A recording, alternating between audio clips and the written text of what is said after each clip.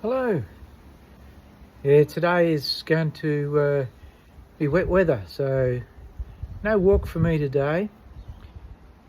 I went and had a hearing test today, so I drove over to the local shopping centre and sat in the little booth and listened to all the tones and the sounds, and they tell me my hearing's about 1% worse than it was 2 years ago, so they're sending my hearing aids away for a maintenance check to make sure, because they seem to be chewing up a lot of batteries. And they'll be back in about 2 or 3 weeks. It's lucky that I'm a pensioner, because all that cost me nothing. The testing and the service on the hearing aids, all included for free. So that's one of the advantages of getting old, I guess.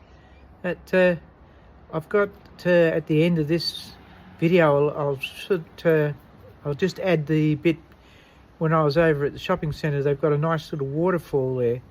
So I took a bit of footage of that. So I'll add that on at the end, and that'll be my day. Cheers.